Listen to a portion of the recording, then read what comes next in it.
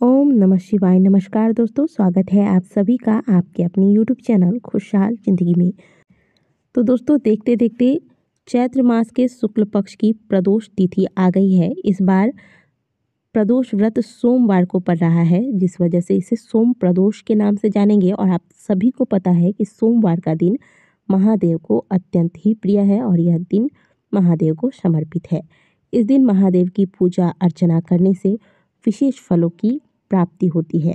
ऐसे में सोमवार के दिन त्रयोदशी तिथि का पड़ना, जो कि अपने आप में बहुत ही सुंदर संयोग है, क्योंकि त्रयोदशी तिथि भी विशेष करके महादेव को समर्पित है।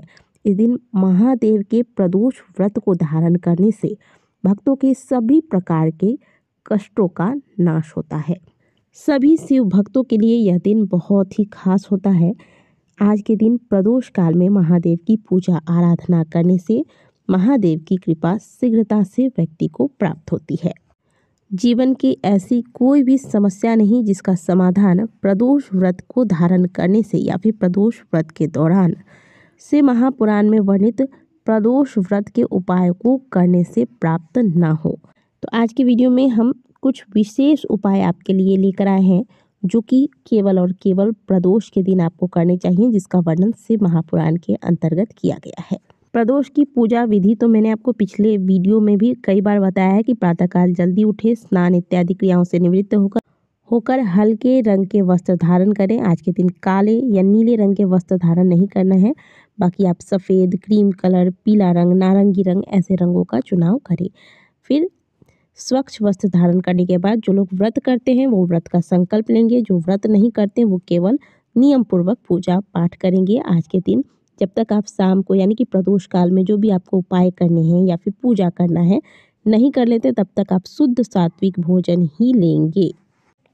और उपाय करने के बाद भी आपको शुद्ध सात्विक भोजन ही लेना है। जो लोग व्रत रखते हैं उन्हें आज के दिन अनाज का सेवन नहीं करना चाहिए। अनाज और नमक इसका पूरी तरीके से प्रदोष व्रत में त्याग किया जाता है। प्रातःकाल की पूजा आप घर पे भी कर सकते हैं, चाहे तो मंदिर भी जा सकते हैं, लेकिन अगर समय का अभाव है तो घर में आप पूजा कर लें।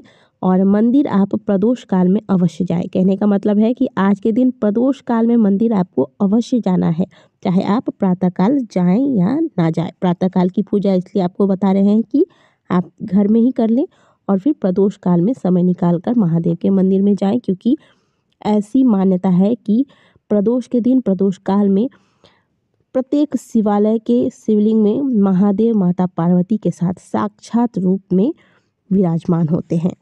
ऐसे में शिवालयों में जाकर महादेव के शिवलिंग का अभिषेक करना, उनका दर्शन करना, उनकी आरती करना, उनकी पूजा इत्यादि करना बहुत ही श्रेष्ठ फलों की प्राप्ति कराता है।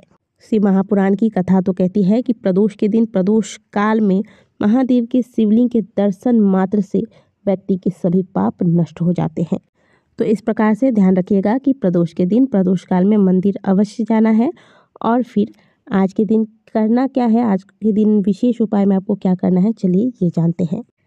प्रदोष के दिन प्रदोष काल में एक बेलपत्र ले लीजिएगा। ये बेलपत्र बिल्कुल भी कटा फटा ना हो, एकदम साफ सुथरा सुंदर बेलपत्र हो।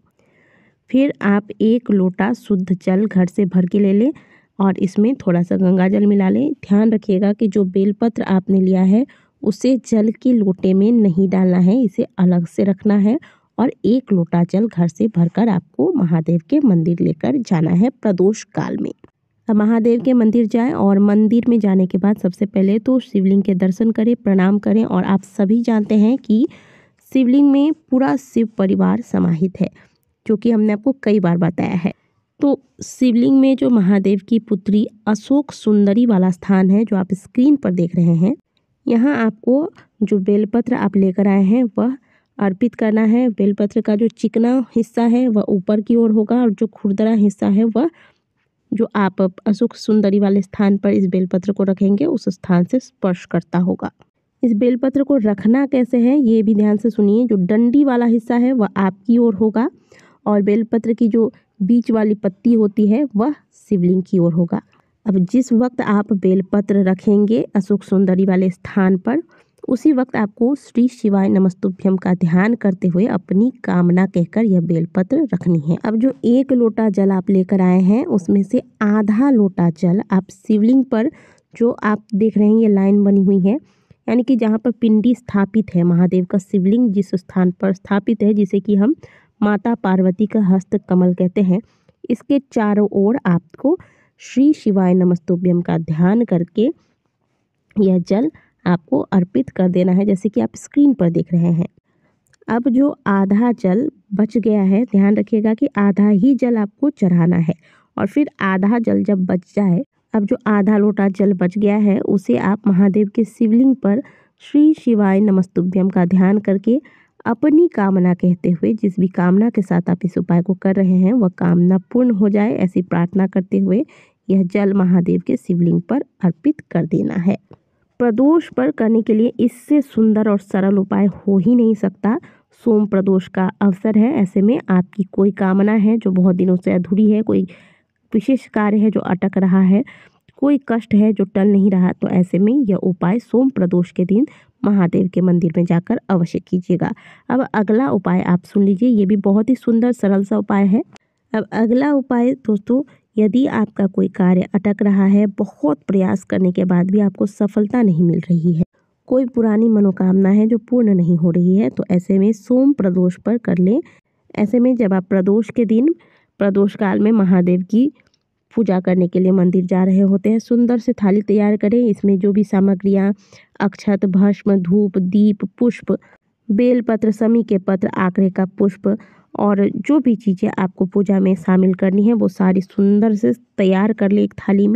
तो इस प्रकार से थाली तैयार करें। अब एक दीपक ले लीजिएगा, थोड़े बड़े साइज का लीजिएगा, मिट्टी का दीपक ले लें और इस दीपक को आपको विशेष प्रकार से तैयार करना है। इस दीपक को आप घी से संभव हो तो जलाएं और अगर नहीं हो पाता है, सामर्थ्य नहीं है, तो आप तिल के तेल का भी प्रयोग कर सकते हैं। अब इस दिए में आपको 2 बाती डालनी है। 2 लंबी बाती ले लीजिएगा, इसे मिलाकर एक कर लें, यानी कि 2 बाती को अपने हथेली पर रखकर इसे आप थोड़ा हल्के हाथ से जब मसल लेंगे तो ये दोनों बाती एक में आपस में मिल जाएंगे। तो इस प्रकार से आपको 2 बाती का एक दीपक तैयार करना है। इस प्रकार से दीपक तैयार करके महादेव के मंदिर जाएं। महादेव के मंदिर में जाकर पहले आप सुंदर से अभिषेक करें, महादेव का श्रृंगार करें, महादेव को नैवेद्य चढ़ाएं। कहने का मतलब है कि जिस विधि से आप महादेव की पूजा अर्चना करते हैं, सुंदर तरीके से पहले पूजा कर लें। इसके बाद जो आप दीपक लेकर गए हैं, इस दीपक में आपने 2 बातियाँ रखी हैं। ये दोनों बाती शिव और शक्ति के प्रतीक है। इस 2 बाती वाले दीपक को श्री शिवाय नमस्तुभ्यम का ध्यान करके अपनी कामना महादेव से कहते हुए महादेव के समक्ष प्रज्वलित कर देना है। इसके बाद ध्यान पूर्वक महादेव का आप स्मरण कीजिए और फिर शिव तांडव स्तोत्र का पाठ कीजिए। यदि आपको शिव तांडव स्तोत्र का पाठ करना नहीं आता तो आप शिव पंचाक्षर स्तोत्र का पाठ कीजिए, और यदि कोई भी पाठ करना नहीं आता तो आप केवल श्री शिवाय नमस्तुभ्यम का बिल्कुल ध्यान पूर्वक आपको जाप करना है। करीब 5 मिनट, 10 मिनट, 15 मिनट, जितनी देर आप ध्यान पूर्वक कर सकते हैं जाप कीजिए। और फिर इसके बाद महादेव से आपकी जो भी प्रार्थना है, आपको बिल्कुल दिल से उनके समक्ष बैठकर ये सारी अपने कष्टों को महादेव के सामने बोलकर उनसे उस कष्ट के निवारण के लिए प्रार्थना करना है। इसके बाद कर्पूर से भगवान की सुंदर से आरती कर ले। कर्पूर गौरम करुणावतारम संसार सारम भुजेंद्रहारम, इस प्रकार से महादेव की आरती करके प्रणाम करके वापस घर को आ जाए। ऐसा आप लगातार हर प्रदोष को करना आरंभ कर दीजिए। आप देखेंगे कि जो भी आपकी समस्या है वह कैसे महादेव समाप्त करते हैं। तो यदि आपको कुछ भी प्राप्त नहीं हो पा रहा है, सोम प्रदोष में महादेव को अर्पित करने के लिए बहुत ज़्यादा सामग्रियां नहीं जुटा पाते हैं, बहुत कुछ नहीं कर पा रहे हैं, तो ये 2 उपाय में से कोई भी एक उपाय कर लीजिए। पहला तो 1 बेलपत्र 1 लोटा जल वाला, और अगर आप दिया वाला उपाय कर सकते हैं तो ये भी कर लीजिए।